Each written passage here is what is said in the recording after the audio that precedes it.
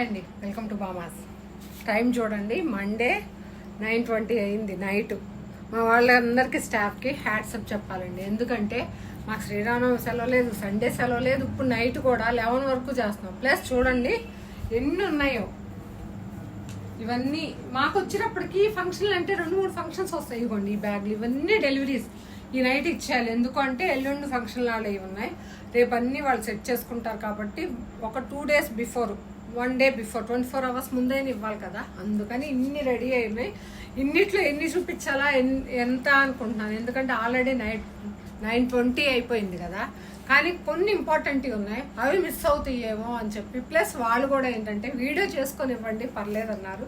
నాకు నైట్ 11 వరకు టైం ఇచ్చారు. ఇప్పుడు 11కి వస్తా అన్నారు. దానిలో చూపిస్తున్నాను చూడండి. ఒక పెళ్ళి అంటే ఆ ఇంట్లో ఫ్యామిలీలో ఉన్న మెంబర్స్ అందరి మోస్ట్లీ అందరూ వచ్చేస్తాయి నా దగ్గరికి. వాళ్ళ పిన్నివి, వాళ్ళ అక్కవి, వాళ్ళ అమ్మవి, అట్లా ఒక్క ఫ్యామిలీయే. వెంకటపాలెం నుంచి పూజీ అని ఆ పాపది మ్యారేజ్, ఎంగేజ్మెంట్ కుట్టాను. మీకు డబుల్ షేడ్ ఓని పర్పుల్ది లంగా ఓని శారీ కూడా మీకు చూపించాను.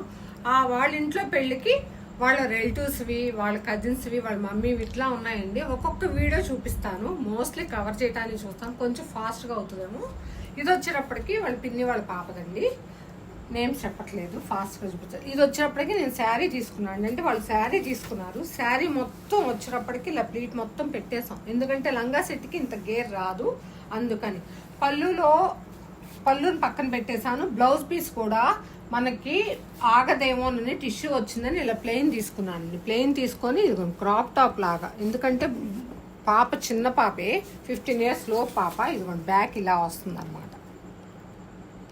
బ్యాక్ ఓపెన్ ఇచ్చాను.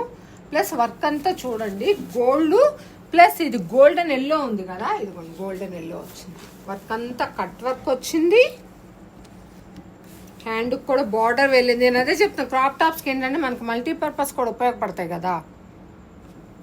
అంతా కట్ వర్క్ వచ్చింది. డ్రాప్స్ వేయాలి, ఇంకా కొంచెం ఫినిషింగ్ ఉంది. ఇప్పుడు అంతే 2 hours నేను కంప్లీట్ చేయాలి. బుట్టి కూడా చూడండి డిఫరెంట్ ఉందండి.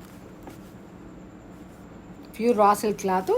ఓన్లీ ఇలా క్రాప్ టాప్ కింద వేసుకోవచ్చు, లేదు అనుకుంటే ఇలా మనకి హాఫ్ శారీ కింద కూడా వాడేసుకోవచ్చు. దీనికి మ్యాచింగ్గా వాళ్ళ మమ్మీకి చేశాను చూడండి. ఇద్దరికి గోల్డెన్ అనమాట. ఈవిడికి వచ్చేటప్పటికి సింపుల్గా కావాలి. శారీలో బ్లౌజ్ టిష్యూ వచ్చింది, నాట్ వర్క్తో ఫ్లవర్ అండి. ఆ ఫ్లవర్ని ఇలా కట్ వర్క్ లాగా వేశాను. ఇది కూడా చూడండి కొంచెం షార్ట్ హ్యాండ్ అడిగారు. ఈ చల్లా వర్క్ చూసారా, ఈ శారీలో కలర్తో థ్రెడ్తో వేసామన్నమాట.